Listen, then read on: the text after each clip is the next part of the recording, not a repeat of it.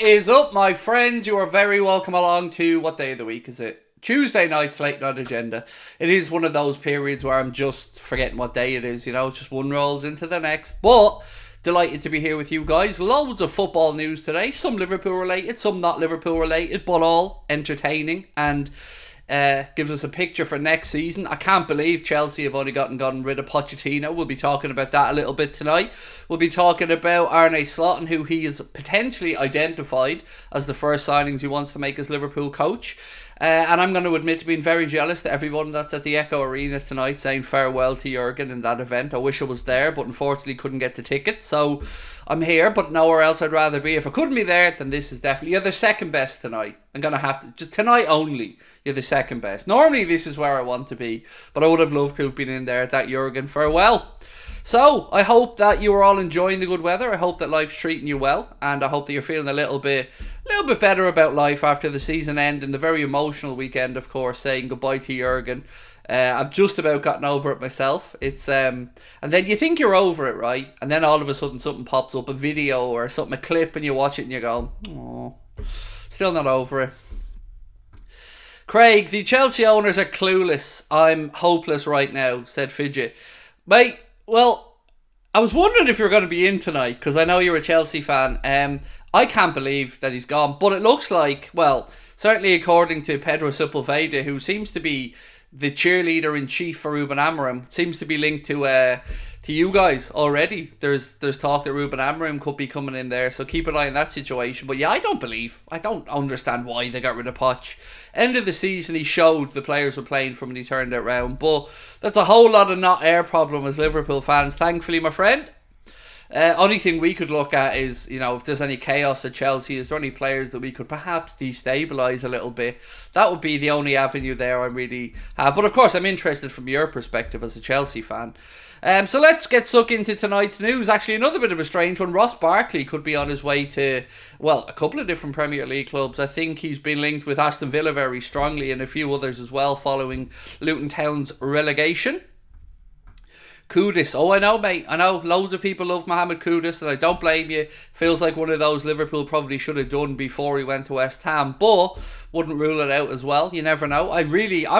This is the first transfer window I'm going into that I truly don't know what to expect. Most other years, you try and put together a picture of what you think the manager needs because you've gotten to know the manager. We know Jurgen's the way he plays. We know Jurgen's philosophies. We know how transfers worked under him.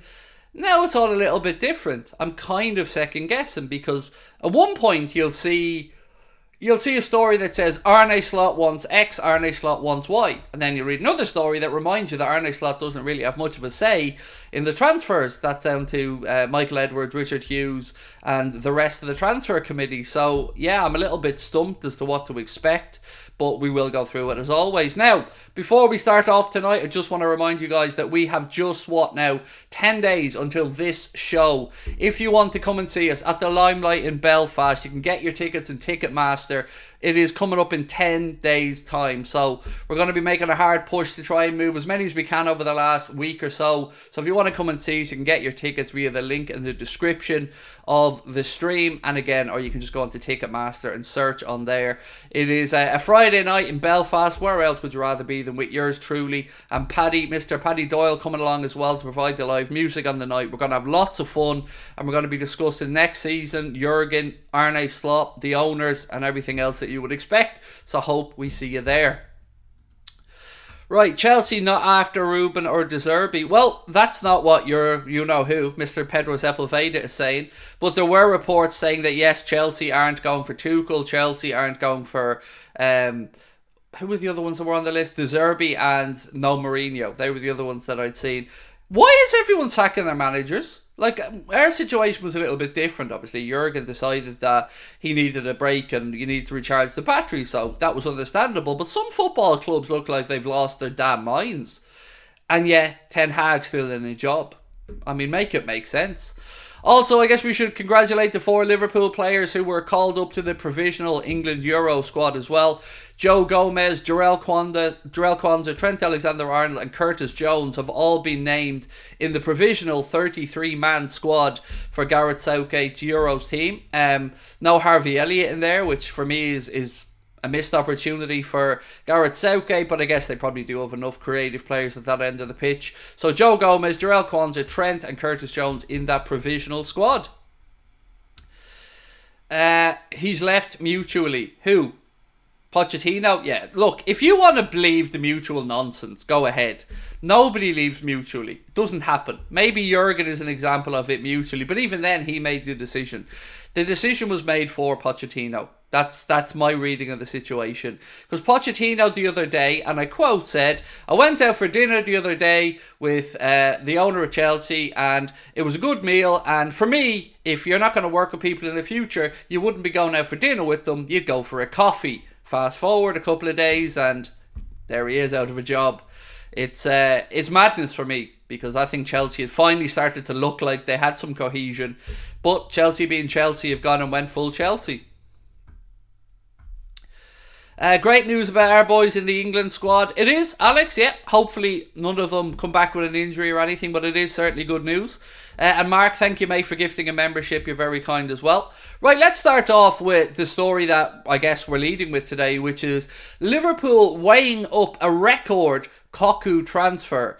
A couple of different outlets have run with this. This particular one comes from the Mirror. It said Liverpool have come from out of nowhere to join the race to sign Benfica midfielder Orkun Kokcu. Kokcu, 23 years of age, was previously Arne Slot's captain at Feyenoord before joining the Portuguese Giants last summer. I think he went there for about £21 million, if my memory's right. The Turkish international is claimed to have... Are you ready for this? Because this is where you're all going to start laughing. The Turkish international is said to have a €150 million or £128 million release clause in his contract.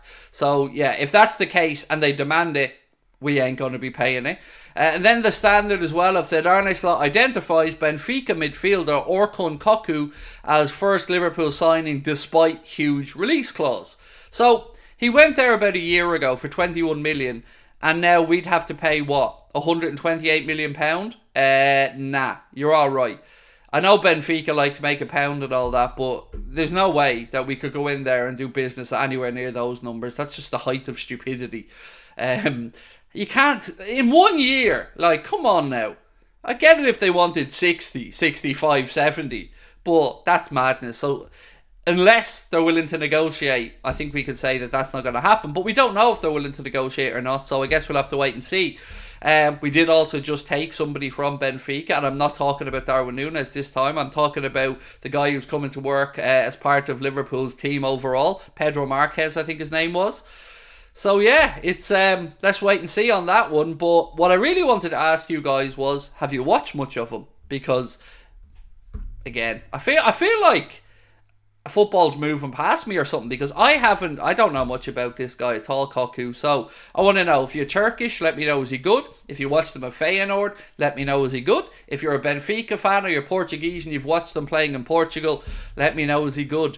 Also, he's been described as a midfielder who can play in a whole host of positions but prefers the attacking end of the pitch. So yeah, let's wait and see there.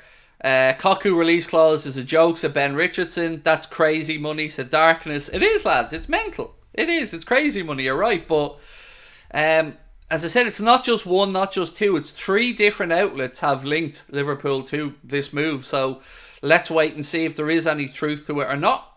So I spent some time last night because I don't know if you're aware of this, Mohamed Salah posted something on social media yesterday. You know, none of us seem to know, despite the 500 people in the chat yesterday asking, did you see what Mo posted? Did you see what Mo posted? So I went around last night and I had a look around forums, message boards, all the usual place to see how people reacted to that post, because I knew I wasn't the only one. Loads of people looked at it and thought, that's a sign Mo's staying at Liverpool, that's a sign he wants to retire here, and that's sound. But I still stand over what I said, and lots of other people seem to think the same, that it more screams of, yeah, I'll be here next year because I'll be leaving on a free. Until he says something like, I want to either spend the next 3 or 4 years here, finish my career here, or sign a contract extension, I wouldn't be getting too excited about it just yet. All he said is that he wants to win more trophies with Liverpool and that they want to be hungrier next year, which is sound. That's good to hear. But I warned yesterday, sometimes what's not being said is as important as what's being said. And for me, there's nothing there that suggests that he wants to stay around long term, that he could perhaps leave at the end of next season on a free. And that we cannot allow to happen. So I stick to my guns on it. One of two things has to happen: a contract extension for lesser money, or sell him. You can't allow him to go into the last season and move on for a free. I don't care how big of a Mohamed Salah fan you are. The club has to come first. The club's finances has to come first. And the club's best intentions have to come first. And if Mo signs an extension, super. No bothers. Welcome back, Mo. We'll see you for the next 2 or 3 years. Let's crack on. But if he doesn't, then we have a headache. Then again, we'll see what happens if we actually sign Kokcu. I do think we should. A Real Madrid in for Maka. Again, I can only reiterate, Ben, what I said yesterday, mate. Looking into the story, and I have tried to research it as much as I can, still can't get anybody to tell me concretely that there is a release clause. But the only place that release clause seems to have been spoken about is in Argentina. So we'll have to wait and see. Of course, Toni Kroos did announce that he's going to be retiring at the end of, well, now. So yeah, or is it the end of next season? But either way, he's going to be retiring. So look, if they want Maka, like any other club, they can put forward a bid. But I'm not sure of the release clause, and I wouldn't not surprised if they're interested. Why wouldn't they be? He's a great midfielder, a World Cup winner. Yeah, a lot to like about him, but he's our player.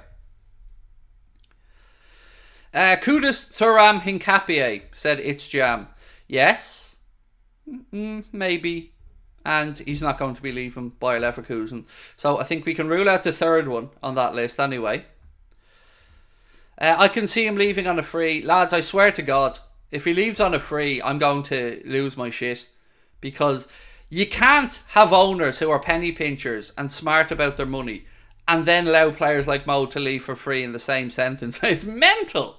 You know, if we had owners who were just spending money to win and they wanted to keep Mo because they don't mind, they're going to drop 100 million on somebody else anyway, they're not our owners. We need to generate money. And we were only told yesterday that FSG are aware that they can't financially compete with some of the other Premier League clubs, blah, blah, blah. Well then, if we're being painted that picture, we've got to look after our assets and don't let them get to the point where we may see them sail off into the sunset for nothing. Victor Gyökeres, Inacio and Martin Zubamendi. So one thing I will say to you about Gyökeres is wherever Ruben Amorim goes, there's a very good chance that Gyökeres follows, because as his agent said, he's the reason, the manager, that he went to play in Sporting. So I have a feeling if Gyökeres pops off elsewhere, it'll be where Ruben Amorim goes, or because a super club comes in with a big offer. I've not seen anything linking us to him. Nothing. Surely Mac won't go with us in the Champions League next season. So I don't think anybody was talking about Madrid coming in this summer for McAllister. The plan was for next summer from the articles that I read anyway. But even at that, I mean, I hope Macca stays. And look, I hope there is no release clause. I still haven't seen a reliable English journalist come up with the story of a release clause. I haven't seen it anywhere. So as far as I'm concerned, I'm still unsure whether that release clause exists or not. I'm Turkish and he's really versatile, said Yigiz. Thank you, mate. Real machine in terms of energy. I can see him as a Wijnaldum type, but the price tag is crazy. Well, I must point out, mate, that the price tag is just the release clause. There is still potentially room to negotiate if indeed Benfica wanted to negotiate. So, you know, the release clause is the release clause, but it doesn't have to be the release clause. Hi Craig, hope you're feeling better. Love your dedication towards the channel and I hope you're taking care of yourself. I am definitely trying to take care of myself. So I've cut out caffeine. I've stopped drinking coffee for the last 4 or 5 days. I've been drinking Yakults to try and get my gut bio right. I've been sleeping. I've been eating cleaner, although I wouldn't call it healthy, but certainly cleaner foods. Drinking lots of water. I'm trying. But I'm also going to take 4 days off after tomorrow. So tomorrow we've got the watch along of the Europa League final. And after that, I'm taking Thursday, Friday, Saturday, Sunday off to get some recuperation and get the live show prepared for Belfast, which is coming up the week after. So I'm getting a bit older, and these seasons are taking a bit more out of me, because the type of content that I usually make is I try to be as high energy as I can, as involved and as actionable as I can. But dude's getting older, you know.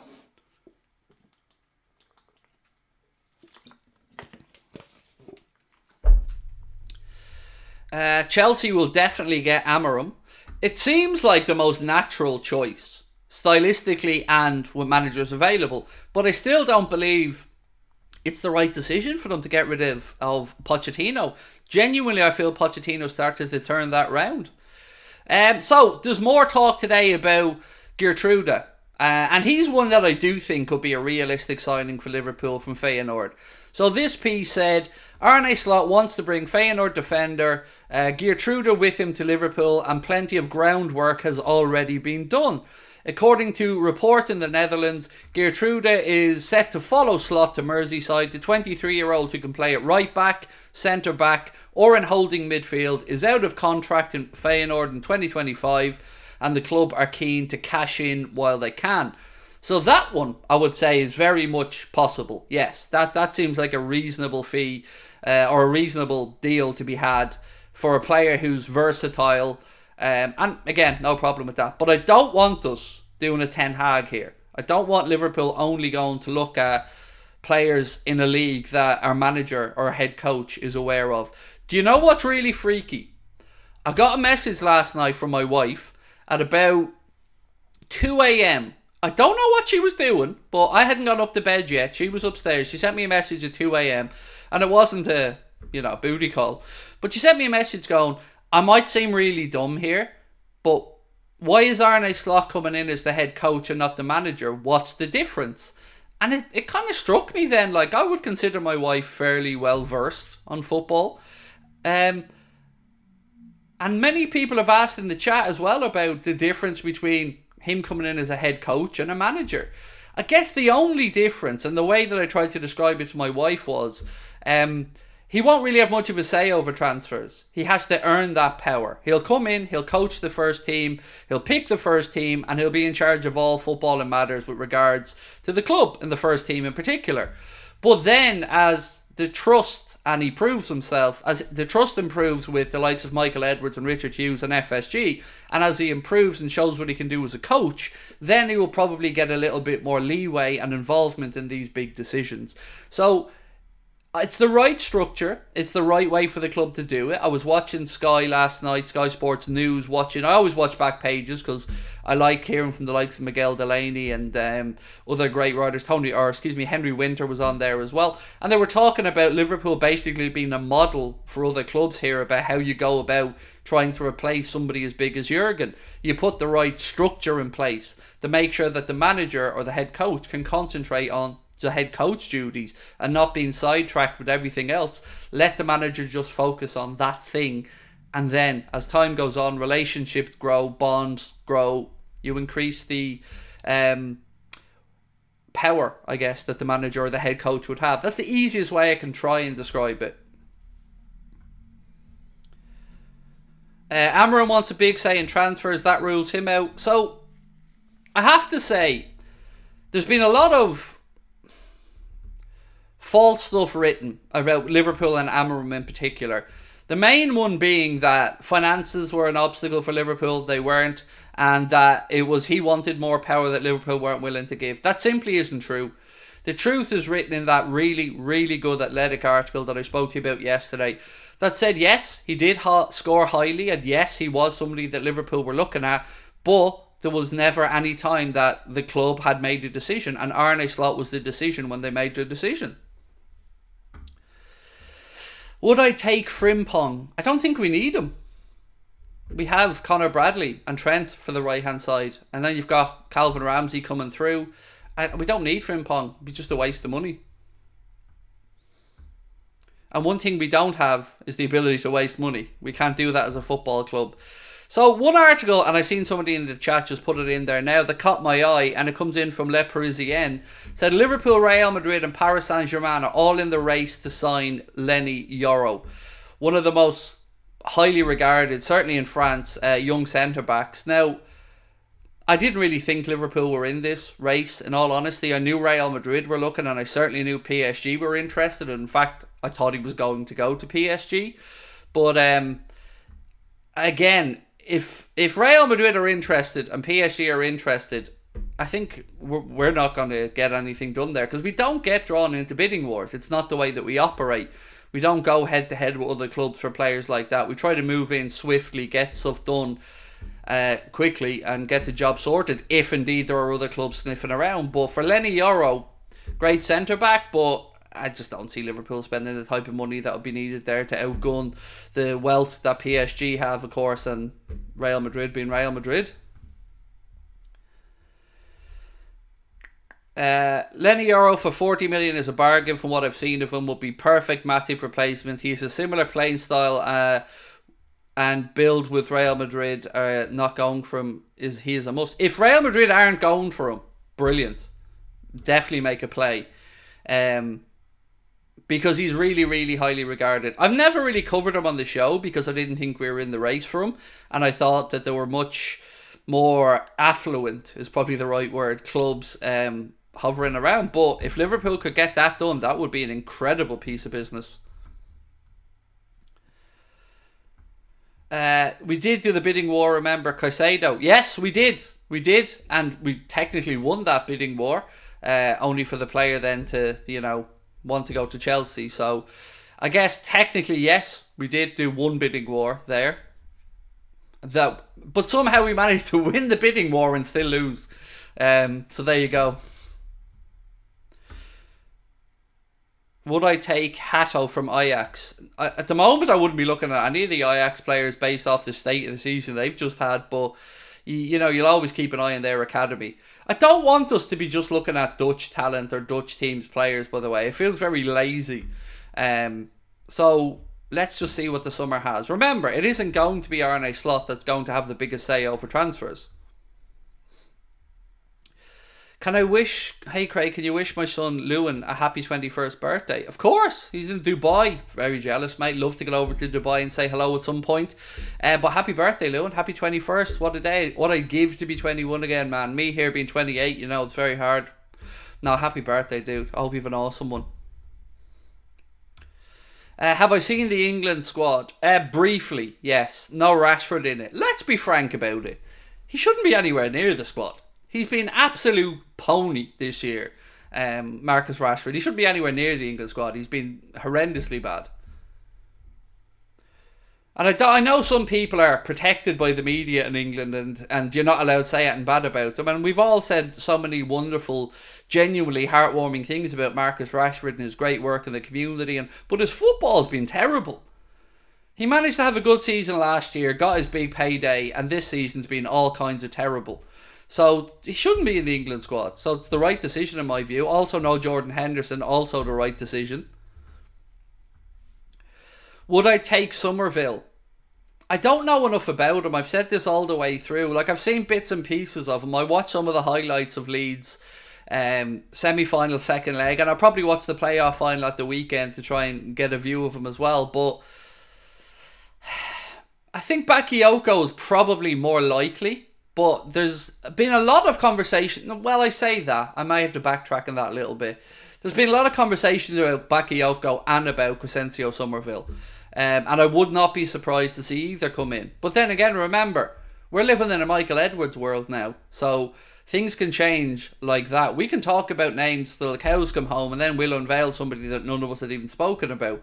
That's what makes it exciting. That's what makes summer transfer windows my favourite time of the year.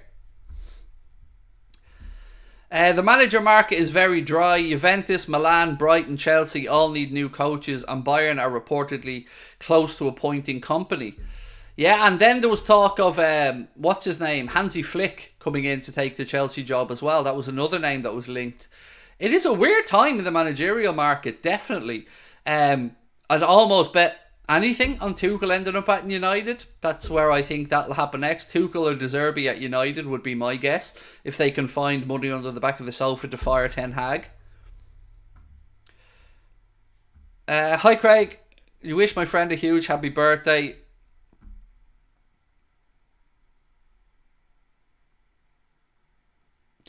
Right, you're getting banned for that one. See, I started reading it out, but then I had a feeling you were trying to bait me. So, there you go. Off you pop. See, this is for every kind, nice person who wants someone to say hello to somebody, happy birthday. There's always somebody trying to be a smart arse. And here's what I really don't get about them. They're always dirty words. And you know me, I've got no problem saying the actual dirty words. So if you'd like to hear some dirty words, just say, Craig, can you say cock? You know, you don't have to try and dress it up as some type of funny name. Like, we're not 10. Benzema may be old, but is better than Núñez. Yeah, I'm not having Benzema near Liverpool. Thanks, mate. You're all right. You can keep Karim Benzema. What do I like about... I don't know who that is. So, nothing would be the answer. Middlesbrough, Hayden Hackney, great talent. Would you take him? Again, actually have heard and seen little bits of Hackney. Scored against United, if I'm not mistaken. I don't know. I haven't got a clue. Like, I haven't even sat down to think about the summer transfer market yet. I'm just going through the names the media are talking about. I know we all like to throw random names out there, and we're going to be linked to 400 or 500 players over the course of the summer, but some of the names are a little bit far-fetched. I'll tell you what I can say. I don't want just promising players. I want a couple of here and now players as well. So I'm all for these young up-and-coming players who have undoubted talent, but we've got a lot of them at the club as well. Sometimes you need to go out and just get the best in that position, and that's what I'd like us to do in central midfield. Go out there and get the very, very best that we can. Somebody who's ready for the here and now. Maybe that is Kokcu at 23, 24. That's the right age bracket, but the price tag would have to come down there.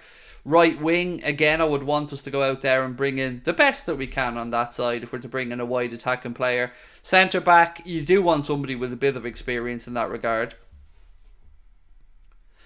Right, anyway, more stuff around the contract situation, or excuse me, the window, I should say, sorry. Where's that other story gone? Sorry, flying through my... here we go. This one is what I was looking for. Johan Bakayoko was considered one of the biggest names on the table for Liverpool this summer, and his name has been validated by Barry Hunter and Arne Slot. We've been linked with Johan Bakayoko for a year that I can think of now.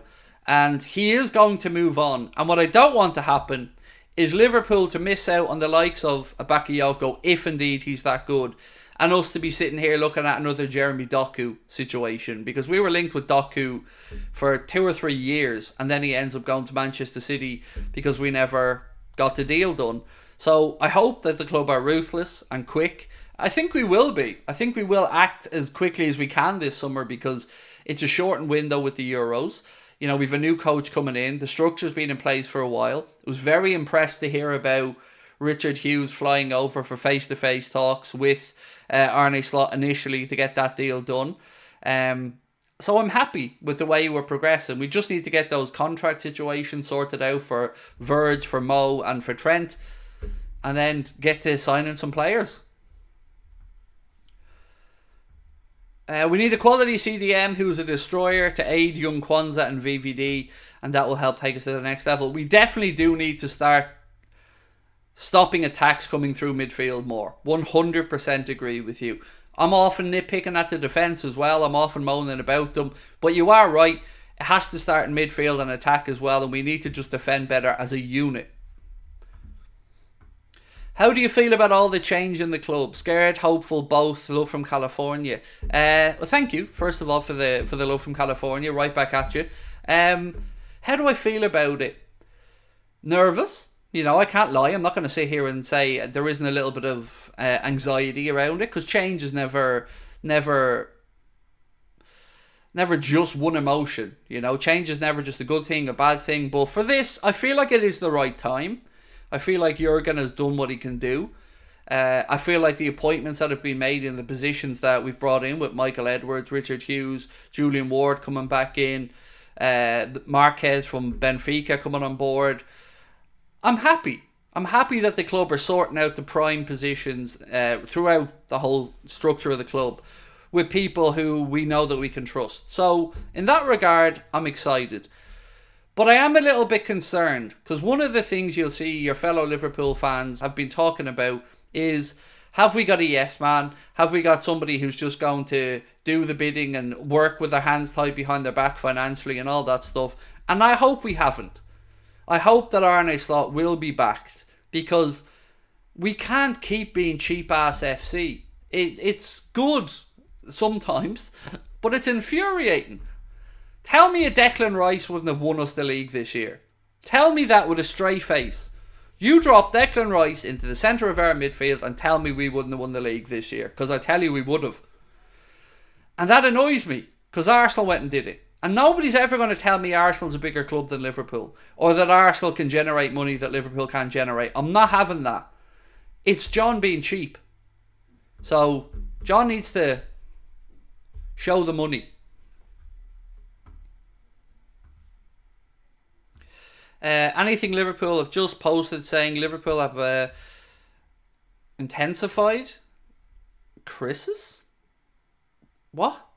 Can I have this in English? Anything Liverpool have just posted saying Liverpool have, I don't know what those next words you're trying to say are.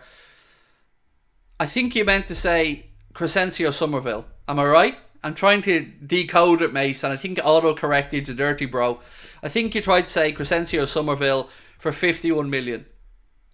Is that what you're trying to say? And I wouldn't be surprised at all if it is Somerville. But let me have a look. I've just been sent a tweet. 1 second. Oh, Chiesa. Ooh. Ooh, that's an exciting one. Right, so anything Liverpool have posted to say Liverpool have intensified their efforts to sign Federico Chiesa this summer in a bid. A bid of 51 million would be enough for Juve to sell. Look, I'm not going to lie. I'd never say no to Chiesa. I wouldn't. I'd take Chiesa in a heartbeat. 51 million. I'd have no issues with that price tag if that's correct. Let's ask the chat. I feel like there's the first poll of the night coming up here. The missus isn't around, so I don't have to start talking about pole dancing around, and she's gone out for a walk. I know the embarrassment. Oh, the shame. Me out walking. Not going to happen.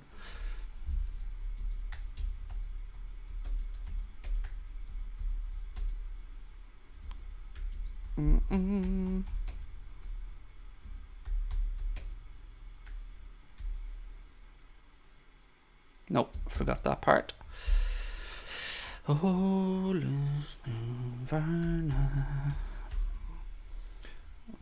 they've changed the colour of the polls. They've made it all weird. I don't like it. Would you take Chiesa for 51 million? Yay or nay? I'll leave that posted in the chat for a while. You guys can have your say. Oh, it's white at the top though. Oh, so that stands out much better. Ah, okay, I'll give them that. The poll stands out much clearer now. Bum knee, no. Well, no, he had an ACL, Nick, but he's come back from that ACL and has had a pretty good season at Juventus from what I've seen anyway.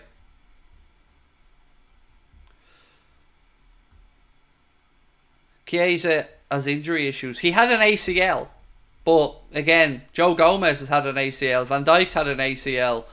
It isn't the same massive injury it once was, although it's still a very, very, very concerning injury. But I look, if you're saying to me Mohamed Salah's staying at the club and we're going to bring in Chiesa as another option and we're going to have Diaz, Chiesa, Jota, Salah, Darwin. Hi, I'll take that. Yes, please and thank you.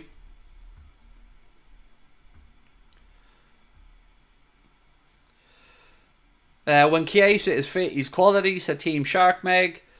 If we're getting Chiesa, does that mean Salah goes? Don't know. It could just mean competition, rotation.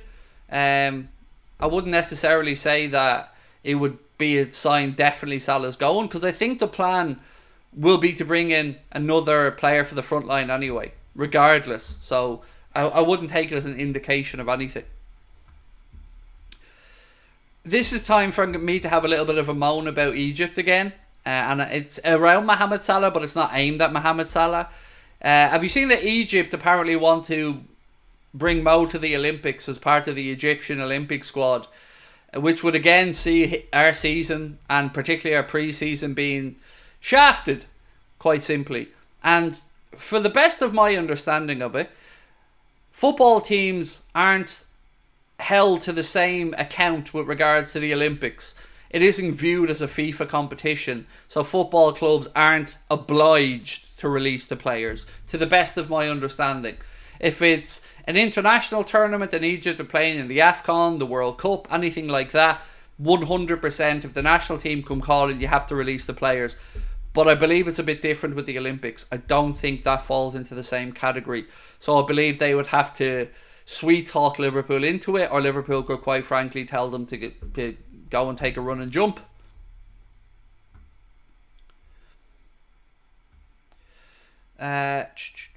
Football should take the Olympics more seriously. I don't know what you mean. It does, but it's about... The whole point of the Olympics is that it's supposed to be about non-professionals. So they do limit how many players over a certain age can come into the Olympic squads. So it is made for up-and-coming young players. But it does take it seriously. But again, football clubs shouldn't be held to ransom because another tournament's going on in the summer. When do they get to have their assets rested? Like, genuinely. Why should football clubs every single goddamn summer have to be held to account from more international games? When do the players get to rest? Because we're not seeing the best of them. We're not seeing the best performances from them. We're seeing more injuries because of the amount of games that they're all having to play. We now have an increased Champions League season where there's going to be more games than that. Something has to give. So if the Olympics can do one, as far as I'm concerned. Big up the Anfield Agenda community. The growth of the channel has been immense. Thank you. Absolutely gutted that Harvey didn't make the England squad. So am I, to be honest with you. But I can understand it. I for once I could say I understand it. I think if the season had gone on 2 more months and Harvey had kept playing and been picked every week, I think his chances would have been massively increased. But look, he could also do with a rest as well. Do I think Danz and Kumas have future at Liverpool? Oh, of course. But I think initially a loan for both will probably be on the cards. I think that's the sensible move, especially for Jayden Danz. Go him out there, get him out there playing more regular football, championship maybe, something like that. Hopefully he goes, bangs in a load of goals and shows what a class player he clearly is.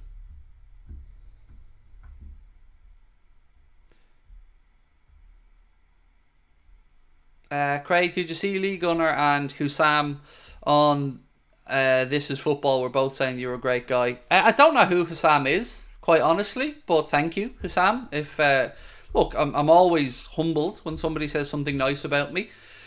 I expect nothing less from my bro Lee Gunner because, you know, I like Lee. We're good mates. Genuinely, we get on really, really, really well, and we messaged each other quite a bit. And yeah, me and Lee, we're kind of similar, but he's a bit more ballsy. Like, Lee doesn't care, and I mean that in a good way.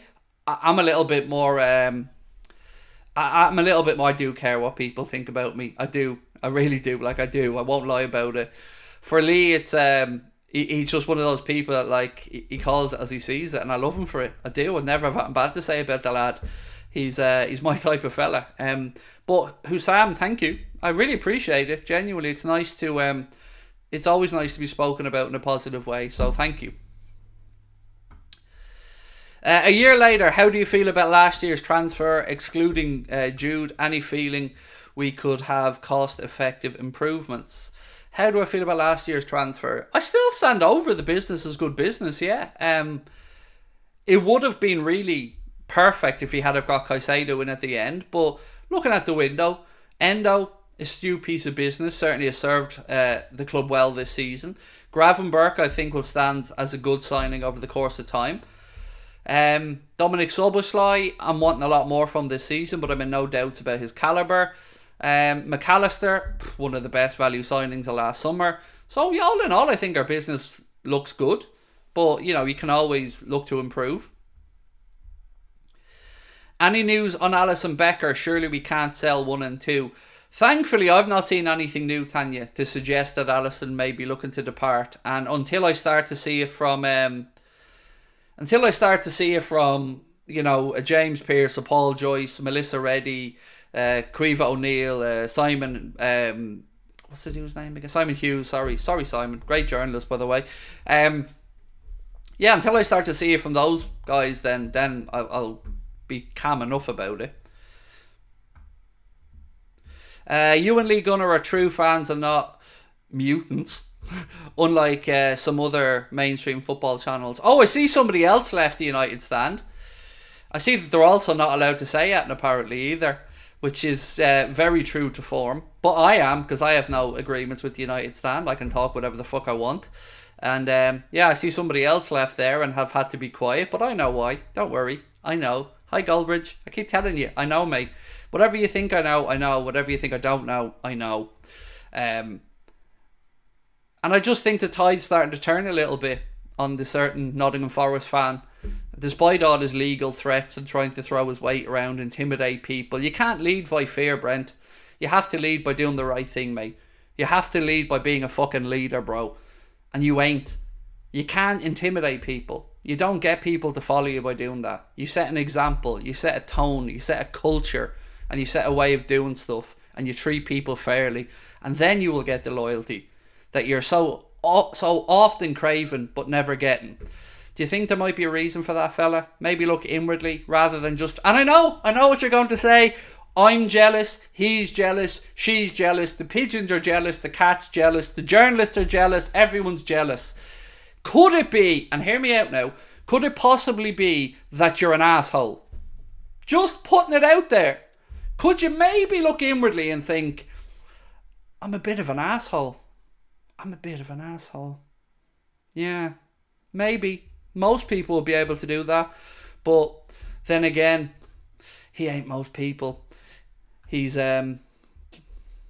just somebody who's having less and less people around him at the moment.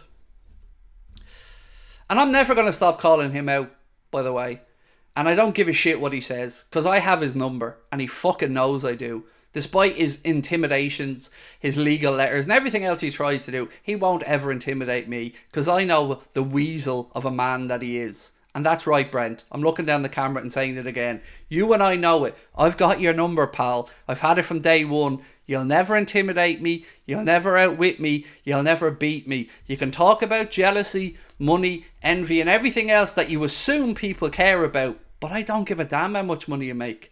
I know what type of a human being you are and how you treated the people that got you to the position that you're in. And it will come out eventually. And when it does, it's going to be magnificent. And I'm going to be here for it. Every last motherfucking word of it. It's going to be good. It's going to be fun.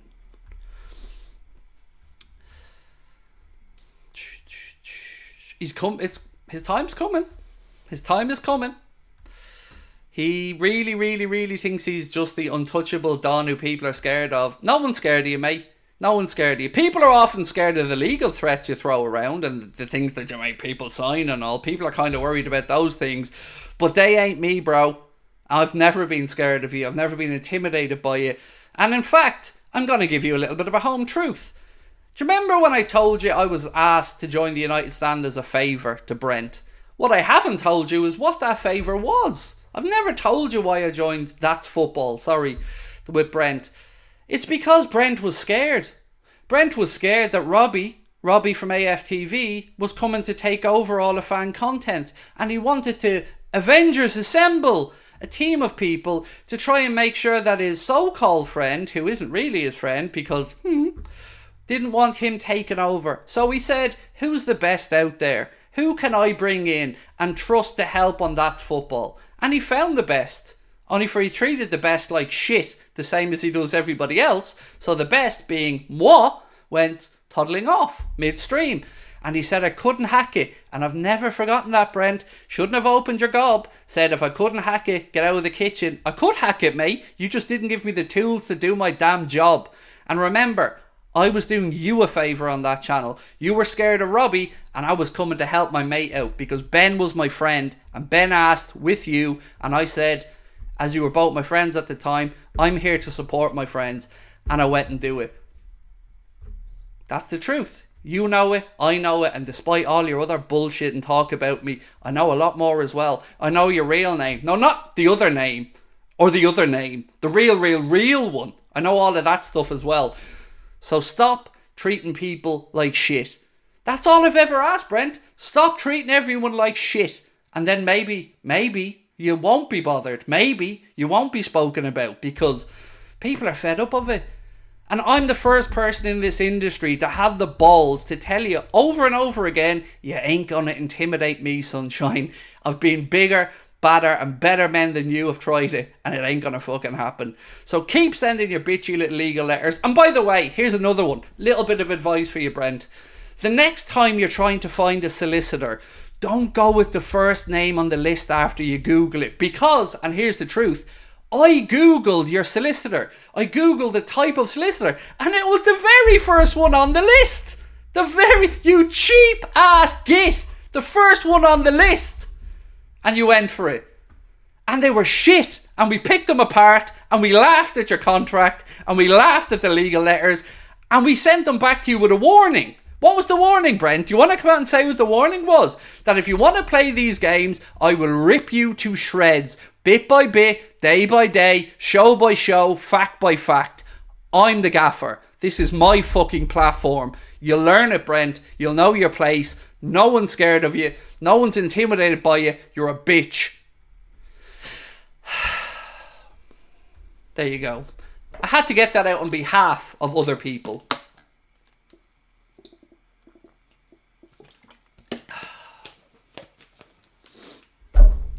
So, you want some home truths. No one's jealous of you, like I've said. No one's ever jealous of you, mate. It's never been about that. It's been about sticking up for the type of people that you've fucked over. The good people that you've shafted. One of them being somebody who is now employed, thankfully, by us and treated properly. But don't worry, that's not finished with either.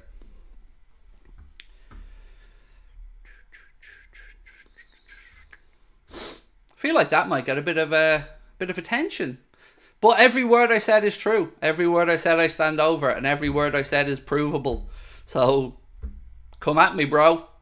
Go get your next solicitor lined up. Thing is though, there's a couple of things you need to know about me, Brent. Here's the ABCs of Craig. 1, I'm a very, very, very, very, very, very well connected fucking person. I trust that.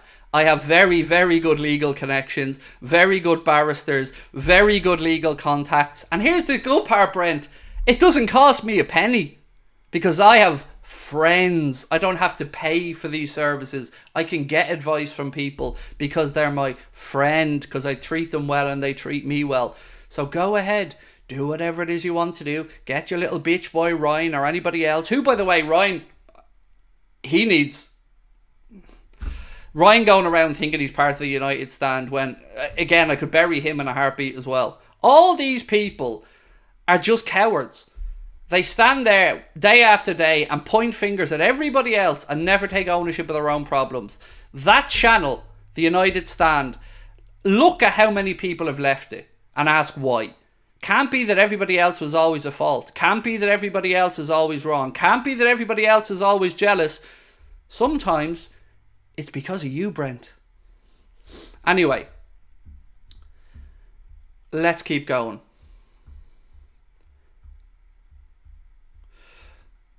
The Ross Barkley story interests me quite a bit because I think he'll be an astute piece of business for somebody. And if it is Aston Villa, I think this will go down as another Yuri Tielemans type signing. Unai Emery pushing to sign Ross Barkley as he qualifies for Champions League. I think that's an astute piece of business. Because Ross Barkley had a great campaign. And I think I think it would be good for Villa. I think they did it with Yuri Tielemans. It took a while for Tielemans to get into that team, but I think Barkley would be good for Villa. Unai Emery's a very shrewd operator. He really, really is. But didn't I read somewhere as well? I feel like I'm going and talking about Villa a lot here, but didn't I read that Diego Carlos was apparently potentially available for like €50 million already? Now I know didn't he have an ACL or something at the start of the campaign? But to hear that they're willing to sell him already, that's a bit of an interesting one. Pep Lijnders wants to take Conor Bradley to Salzburg. I think he said it in a tongue-in-cheek kind of way. I think he knows he can't get Conor Bradley to Salzburg. I think he was more speaking about the great young players who've come through. Excuse me. I also heard about a story from, I think 8 to 10 years ago, where maybe it was even a bit less than that. No, it would have been less than that. Sorry, I'm backtracking. Maybe 5 years ago, Arne Slot visited Pep Lijnders at his home, and they talked about coaching, and he was learning off Lijnders at the time because Arne Slot was about to come into the managerial world and the coaching world, and he has always been really, really, really highly regarded by Pep Lijnders as well. So it's no surprise that when Liverpool were looking for references there, Lijnders would have been one of the glowing references that Arne Slot received. I love the Pep Lijnders interview. I didn't know much about 2 weeks before the Champions League final. Very impressive. Said Evie is cool. I'm not sure which interview you're alluding to, Evie. I know he did one with the lads on Red Men, actually, I think as well. But I can't remember where I read that story about him and Arne Slot having spent time together. Also, I want to just say something else very clear. Over the years, you've seen me snipe back Paul Machin from Redmen TV a little bit, and it doesn't matter what it's over or not. I want to just say one thing very clearly. With what Paul is going through with his family and his mum, he has my sincere love, best wishes and condolences, and we reached out to him to say the same. There'll be no uppity talk or shittiness coming from me towards Redmen TV at all. I respect people's families, and I respect the situation that Paul Machin and his family are going through. And Paul, if you get to see this, mate, I sincerely wish your dad every success with the book. If we can help in any way to help get it published or to raise awareness of it, I can't imagine what you're going through, mate. And my thoughts and love are really with you. And I wish you and the Redmen team nothing but the best. It's to balance that work life must be very difficult, mate. So our thoughts are with you, as we said to you in the private message, but also on here. Yeah, nothing but the best, mate. We stick together and stuff like this. You know, you can push aside competitiveness, you can push aside YouTube battles for viewers or whatever. You know, I respect people's families and I respect people's situations, and I'm sure you guys know Paul's been open about this, speaking about what's happening with his mum, and it's heartbreaking, mate. It's heartbreaking.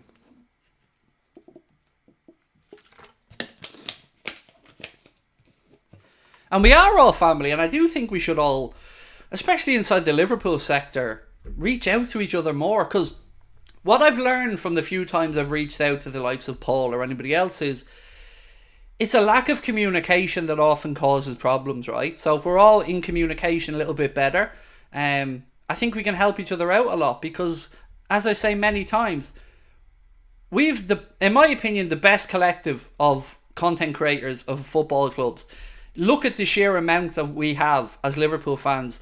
You've got the Anfield Rap, you've got us, you've got Redmen, you've got Coppish, you've got Leo's Goals, you've got so many other podcasts, you've got Anfield Index, you've got multiple great Twitter accounts. We're blessed, lads. We shouldn't always be at each other's throats or looking to undermine each other. There's enough pie for all of us. Trust me, there's enough for all of us. And we all have different unique talents and takes. So I hope the days of... This is ironic after the rant I just went on, I know. But I hope the days of YouTube beefs are over, because nobody wants to see them, I don't think, anymore. I think people genuinely want to see cross-pollination, their favourite content creators helping each other out. And ultimately, we want to all do the best for our viewers, which is bring the best Liverpool news that we can in our own unique ways. Some of us have different styles to others. Some of us are more hard-headed. But we're lucky. I mean, we're lucky. It's a great collective that we have in the Liverpool family. And I decided that moving forward, I don't have time for beefs and arguments outside of that one twat we spoke about a while ago. The rest is the rest I wish them all nothing but well. Honestly, I do. And if I have one regret, is that I haven't interacted more with them all, because I know the Coppish boys, great lads, always got on well with Drifty and the boys, nothing but quality there. I've never spoken to the Anfield Rap lads in person, although they have nothing but my respect. And same with the lads from Redmen. I've never held a physical conversation with any of them. And these are things that I hope over the course of time we can all change, because we all have our own supporters, our own fans, our own thought processes, but I think our duty is to deliver the best for the audience, and I think working together, or at least keeping the channels of communication open, I think is a good thing. Are you mates with Chris Pajak? I don't know Chris, but I heard he's a good keeper. That's what I've always wondered as well, because like I'm a former goalkeeper, and I've heard Chris Pajak was a very good keeper as well. So no, I've never had a conversation with him. Big up from Texas, keep up the good work, said Arcafan. Thank you, my friend, appreciate you, really do. Thank you for your kind sentiment, and of course for your super chat, mate, it's really appreciated.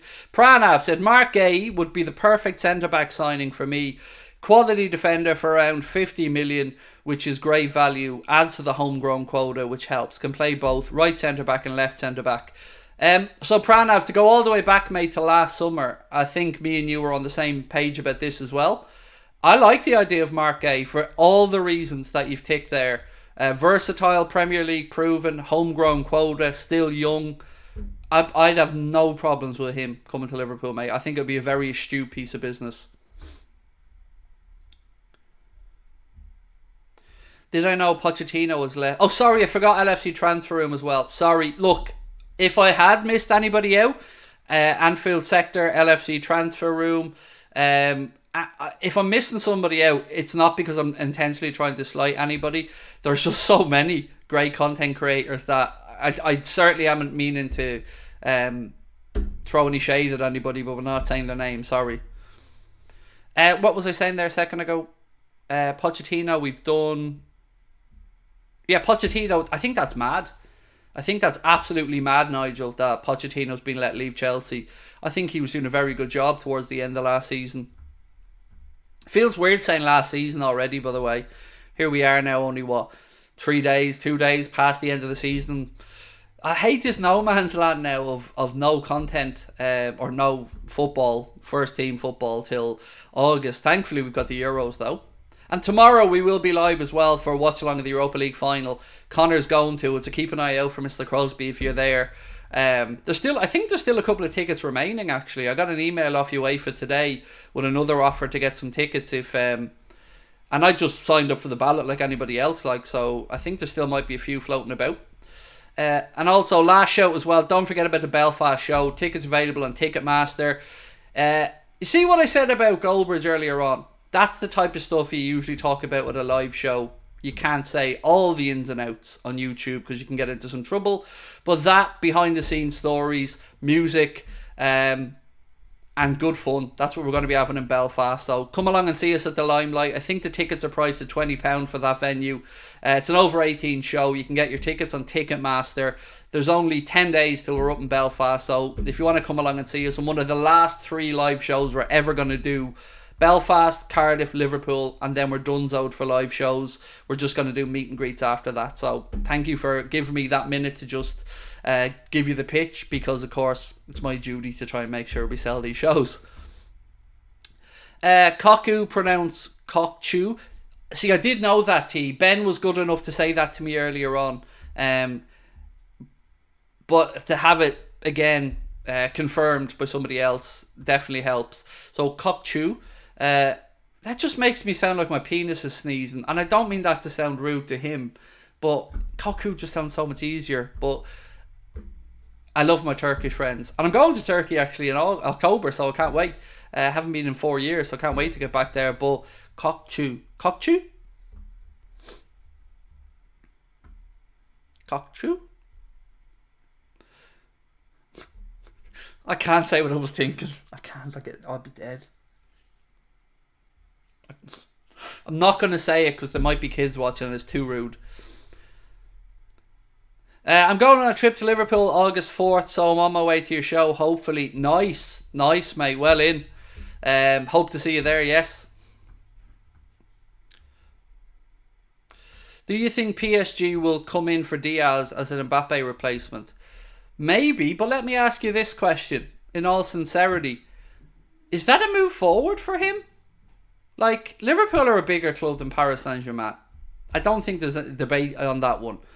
Maybe they could pay him more money, because I do believe he's on a fairly modest wage at Liverpool. But it's not a step forward from him in his career. Like, I could always have understood Barcelona, because if it was his childhood dream, and it came to fruition, I could get it. But PSG is not a step forward. You go to PSG, you're going for pound notes, and that's it. Or maybe because you like the city of Paris, which again, understandable, but yeah, I don't see it as a step forward. So, if they did come in for him, I mean, I certainly wouldn't be looking to sell him, unless he said he wants to move, but then, I guess, what would the number be? My God, this poll is decent, by the way. Let's have a look. Would you take Chiesa for £51 million is the poll that's currently up? And yes is 59%. So I'm going to end that poll before I forget. So almost 60% of you guys said yes, you would spend £51 million on Chiesa. What's this that Marcus sent me? One sec. Right, so Liverpool structure. I'm not sure if I'm allowed to use this image, but the Liverpool structure is, the hierarchy is Mike Gordon, John W. Henry and Tom Werner. That's basically your FSGs. Underneath that, on one side, on the commercial side, you've got Billy Hogan, Andy Hughes and Ben Laddie. On the other side, you've got Michael Edwards, who's FSG CEO Footballing Operations. Then Richard Hughes. Then Richard Hughes has Julian Ward and Pedro Marquez working offside of him. And then Arne Slot has Sipke Hulshoff, who is his assistant, and then Ruben Peters, who's coming in as well. So just to give you an idea of what the structure looks like there, it is FSG at the top, then in the footballing side, Michael Edwards, Richard Hughes, then Arne Slot. What's this one?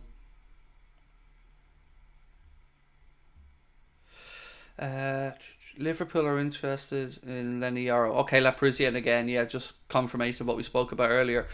Has anybody seen a price for Lenny Yoro, by the way? Is there a buyout clause in his deal, or has there just been a price that's been spoken about? Who is Kokcu, sorry. Sorry, just on the stream. No problem. Happy to go back over that for you, bro. Give me 2 seconds.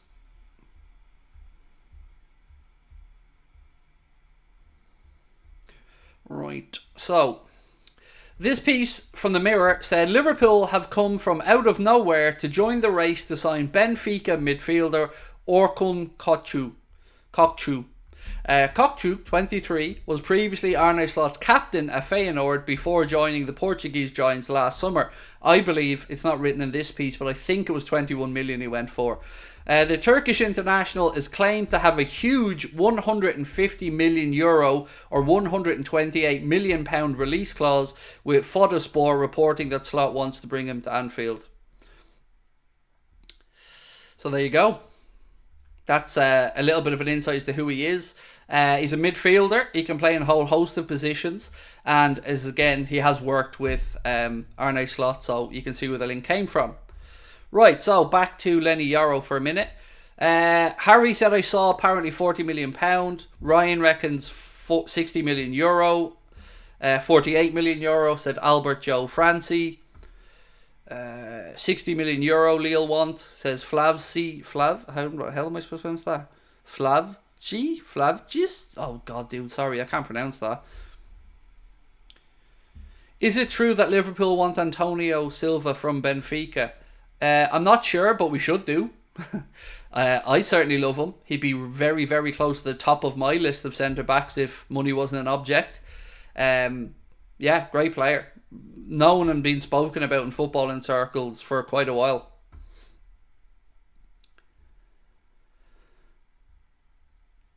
We should not buy him. He has attitude problems, Kokcu. Well, to be fair, I think Arne Slot would know if he had attitude issues, or would know that he could manage him. Sometimes when it's reported that people have attitude issues, sometimes they have attitude issues, but other times it can just be a difference of interpretation or a difference of personality type to the head coach or the manager. Some managers are great and are able to adapt their style to different types of management. So some players will need an arm around the shoulder, some players will need to be shouted at, some players will need a bit of encouragement, some players love things presented to them visually, other players respond better to stuff on the training pitch. Loads of different things. And the best coaches, your Jurgen Klopps of this world, they have a way to be fluid and liquid and adapt to the personality types of the players that they're bringing on board. Craig, your views on Chelsea sacking Poch? It's ridiculous. It's ridiculous. Ridiculous. I don't understand it. If they did it halfway through the year, okay. But he's shown at the end of the season that the players are playing for him. He's starting to figure it out. And Chelsea were going in the right direction. It seems silliness to me. But it's the Chelsea way.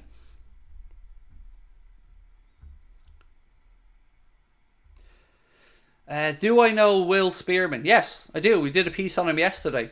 I'll go back and read it through for you. I know who he is, yes. He's a data analyst, but a little bit more than that. I did a piece on him yesterday. I'm scrolling back to find my notes so I can go through it with you. It would have been after the game, so sorry. I'm reading through my own notes here. Craig, where are your notes? Okay, so here's the piece I read out on Will Spearman. Nearly a decade on, Liverpool's data gathering goes much deeper. Will Spearman, a Chicago-born, Harvard-educated physicist who spent 5 years at Liverpool's lead data scientist before succeeding Dr. Ian Graham as the club's director of research in January of last year, has been working on an algorithm that evaluates coaching performance on a wide range of metrics, not just team performance, but playing style, individual player development, compatibility with different types of players to predict future outcomes and suitability for certain jobs. Slot scores, reflecting his performance during those seasons in charge of Feyenoord, are said to have been blindly impressive, top of the top. Hughes and Edwards had already discussed Arne Slot, among others, as strong contenders, but they had not expected the data to bring such a resounding endorsement of his candidacy. So, yes, Will Spearman is a very, very, very intelligent man.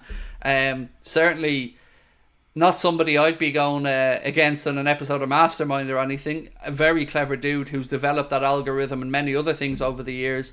And I'm very glad we have him in our camp working with Liverpool, because he seems like a very, very, very astute operator. And I love the idea of that algorithm that he's developed to basically help the eye test of people like Richard Hughes, Michael Edwards, who are, looking for the next coach, looking through the numbers, looking at everything that you would look at in the coach, looking at their environment that they've been in, looking at how they interact with the players, looking at how they come across, how they deal with adversity, so many different things that would go into headhunting a Liverpool coach.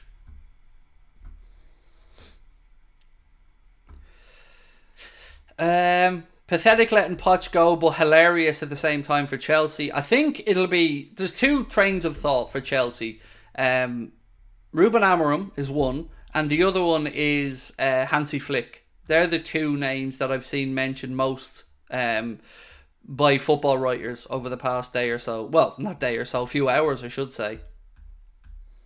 Genuinely shocked. Didn't think that they were going to let him go. I think it's silliness. And also, that'll be another load of money, because sacking Poch won't be cheap.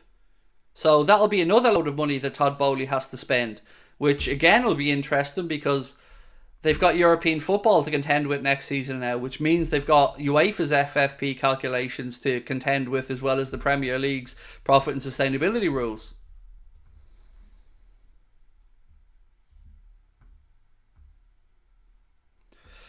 Reckon Ten Hag will go, said Jason Morris. And by the way, yes, what Mark Bella said, please do hit the like button if you're just joining us. 1,700 in the chat. Let's see if we can get the likes up as high as possible.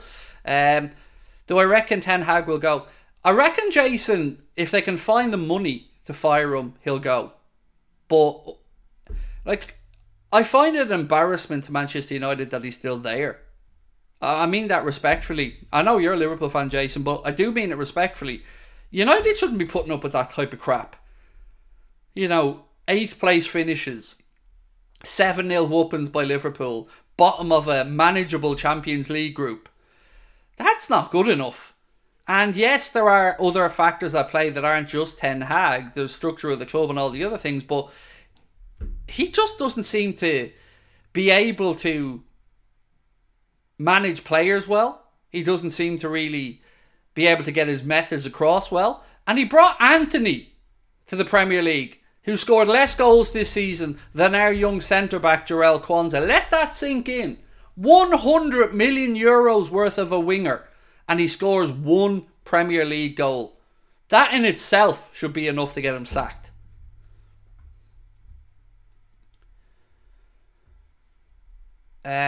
Would you like to see Gasperini in the Premier League? He's a great coach. Great coach. Surprised his name hasn't come around for bigger jobs. Did you see, actually, and I'm sure you guys are aware of this, but 2 people that scored very highly on Liverpool's managerial search were Valverde, Ernesto Valverde, the former Barcelona manager, and Luciano Spalletti, with 2 names who scored very, very, very highly and were very seriously considered by Liverpool, which shows that they weren't just looking at young coaches. So they weren't just looking for the next Jurgen Klopp, as an example. They were looking at right across the board, and age seemingly wasn't the barrier. Valverde's an excellent coach as well. Don't know too much about Spalletti, other than, of course, he won Serie A with Napoli, but other than that, I don't know much about him. He's 65 years of age, though. But that really did surprise me to see that those 2, Ernesto Valverde and Luciano Spalletti, were linked. Do I know where the preseason games will be played? Yeah, 3 of them in America. I can't remember. I can't remember where the other 2 are off the top of my head. The only ones that I know have been carved in stone are you play United and we play Arsenal, and then I think we play, is it Real Betis for the 3rd game? Off the top of my head, I know it's another friendly. I can't remember who it is. Of course it's a friendly, but I can't remember who it is, the 3rd game. I know we've got United and we've got Arsenal over in the States. I think it's Betis or somebody for the 3rd one. I'm sure more details will come out soon, though.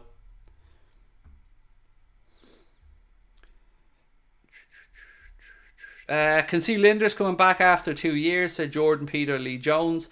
I don't think we've seen the last of Pep Linders at Liverpool either. I think we'll see him maybe again. Have you seen Ange shipping Spurs off down under? That's stupid. Like, not having to dig at Ange Postecoglou, but this end of season friendly in Australia malarkey is absolute stupidity of the highest order. The players are already absolutely exhausted, and then they're dragging them off to Australia, and then some of them will come back, and then they'll have international turn. It's just mind-boggling greed.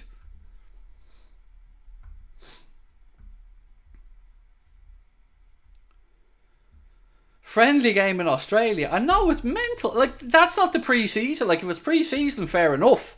You know, if you're going over to Australia, we've done it ourselves. United have done it. All top clubs have done it. But to go for a pre-season or an end-of-season jolly-up game to Australia, it just seems a bit excessive on the players. Let them go on a holiday. It's well earned.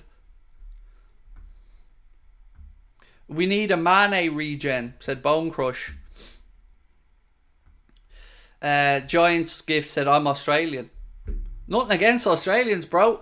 The Melbourne Cricket Ground rendition of You'll Never Walk Alone, still one of the best ones I've ever heard, but it just doesn't... look, this could be Liverpool going over to America for a friendly at the end of the season, or Liverpool going over to Morocco for a friendly. I'd still say the same. It's the end of the season. The lads have all earned a rest. Let them go and have a rest. I just joined Craig. What's the news about Kokcu and Bakayoko? So Kokcu, we've gone through a few times that Liverpool have been linked in a couple of newspapers today in the UK. The Express, I think, and the Mirror, to say that Arne Slot would like to be reunited with the player who was formerly, I think, was he his captain at Feyenoord before he joined Benfica last year for about 21 million. His release clause is ridiculous. It's like 150 million euro. And Bakayoko is just more links again saying that he is somebody that Liverpool are truly, well, some people have said they're actually already in conversation. I don't know that to be the case or not, but he's certainly a name that's been very strongly linked for quite a few months. Thoughts on Archie Gray? Extremely good talent. Don't know how much longer he'll stay at Leeds for.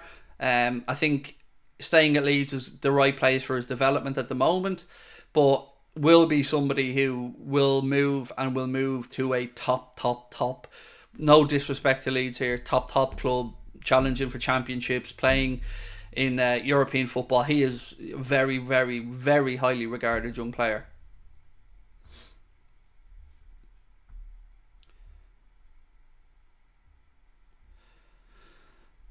I'm from Melbourne, Craig. You're welcome to do the show outside the MCG. Why outside it? Why not inside it? We're not good enough to come into the Melbourne Cricket Ground. Come on now. I'd be lashing sixes all over the shop there with a hurl. Sorry, a hurley being the wooden stick that we use here in Ireland to play hurling. Which is why Ireland's quite decent at cricket as well, by the way, you know. We're used to lashing balls around with a bit of wood. It's par for the course. I say that, I'm awful at it. I say that like I'm some grey hurler or something. Not at all, no, but there are some very, very, very, very, very talented sports star men and women here.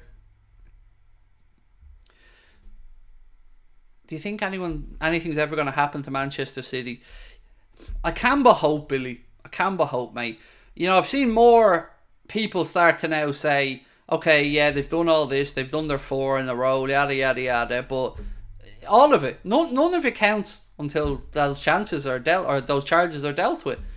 And I've always said the same thing. I don't know what outcome to expect. I know that I believe every single one of those charges are true, but I don't know what the outcome will be. But it worries me when you see the stuff like we read out yesterday, the potential geopolitical influence on the situation. It's a lot of charges. It's a lot of them, and everyone's fed up of it now. The Premier League can't go into another campaign with this unanswered. Like, you're talking 6 years more now of investigating, going back as far as 2009, 2010. It's now 2024, and we still haven't seen these things proven or unproven. It's pathetic. It's got to be sorted. The integrity of the league's at stake here. Like, has to be dealt with. Can't go into another season.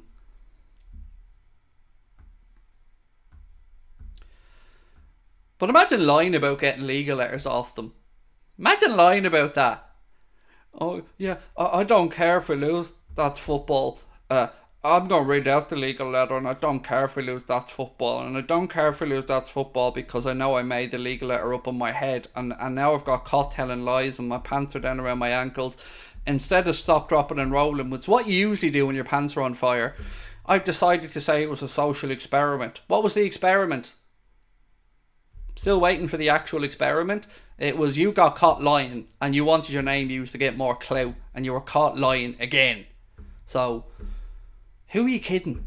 Stop embarrassing yourself with your stupidity and the fake lads trying to sell you stuff on the beach in Spain all them years ago. Just stop. Stop renting out fucking treadmills so you can do your little ball juggling exercise and fall down to get all the views like you had on your Twitter account. Stop doing it. It's all fake. Everyone knows it's all fake.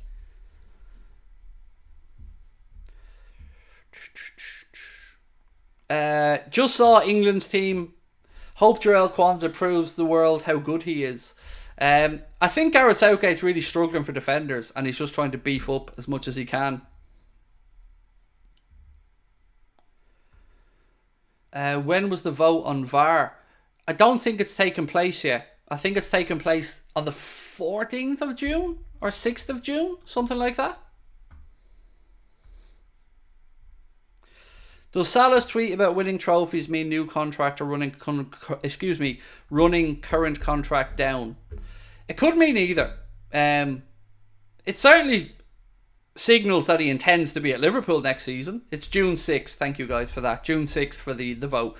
It certainly signals that he intends to be at Liverpool next season. And what it means after that, I don't know. And I don't think anybody can tell. It could mean that Rami Abbas is sitting down to discuss a new deal. And he could be here for another couple of years. Or it could mean that he's going to try and leave for free in a year's time. And if that's the case, then, and I say this with a deadly straight face, if that's the case, I think Liverpool have to make a big decision. And that big decision is try and force the issue of a sale or leave the man on the bench for a year. I don't want the club being held to ransom over this. And again, I'm talking hypothetically because I don't know the situation. If Man City get off the charges, do you think you could see other teams in the league going on strike and refusing to play City? I don't know. I honestly have no clue. I know people often say the Premier League won't want to punish their most successful team, blah, blah, blah, blah, but there's 19 other clubs to concern yourself with as well. The league doesn't exist without all 20 participants in it, so I truly don't know. What I don't like about some of these aspects in football is the cloak and dagger nature of it. The lack of clarity, the lack of what's the word I'm looking for here? Transparency. When things aren't transparent, it's usually for a reason, and because that's just something to hide. And I don't know why all of these processes can't be transparent and open, because you don't own football. The public own football. The fans, the players all around the world at every level, the referees, the coaches, the volunteers, we're all part of the ownership of football. So why don't we get to know what's going on in the thing that we're funding? Why is football afraid of transparency so many times? I don't get it. You've nothing to hide. And I'm not just talking about City here. I mean, in general, the Court of Arbitration for Sport and all this type of crap. Everything should be public domain when it comes to sport. Everything should be played out in public because the public have a right to know.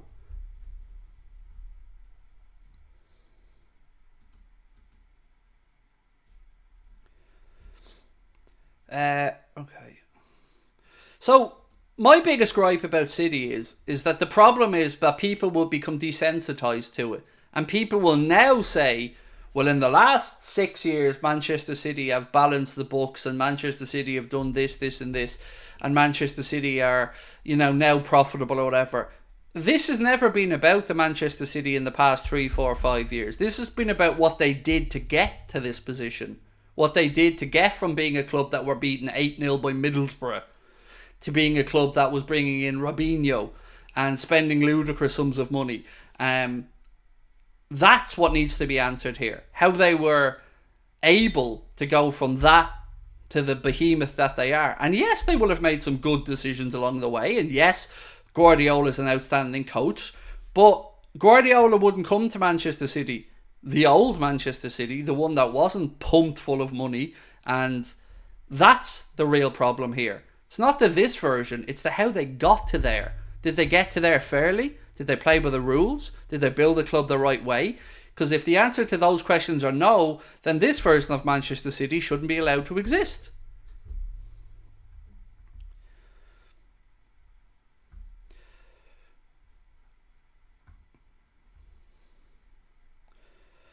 I'm now desensitized to Manchester City. Cheated the system on the way up. But that's not, being desensitized isn't necessarily a good thing either, because, it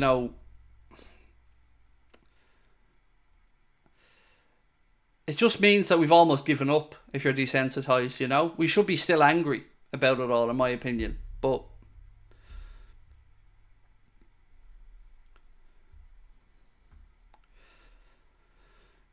nobody was watching City win their title. I know, it's crazy. They had 23k watching their 4 in a row celebrations, while Liverpool had 166,000 on their YouTube channel watching Jurgen Klopp's farewell. What do you think about Mats Wiefer? For me, feels like a must signing. I don't know enough about him. I know he plays for Feyenoord. I know he's a midfielder. I know he's, I think, 24 years of age. But other than that, I really don't know much about him. Ladies and gents, I'm going to call it a night tonight, if you don't mind. I'm going to go and grab a shower and then spend some time with the family. But I will see you tomorrow for a watch along of the Europa League final. And after that, 4 days off for me. So see you tomorrow for a watch along of the Europa League final. Don't forget, Belfast show tickets are still on sale. If you want to go into Ticketmaster, there's a link in the description of the stream, or you can just go to Ticketmaster and search them there. We're there next Friday, so can't wait to come and see you guys. Until then, thank you for joining me tonight. Lots of fun as always. Apologies to you guys about my little rant earlier on. I'm not apologising to him in question, but to you guys for me going off on a tangent. Apologies. Genuinely hadn't even set off onto this stream to talk about it, but it must have been annoying me. So there you go. Much love to you all. Thank you for your support as always. Don't forget to hit the like button before you head off. I'll see you tomorrow.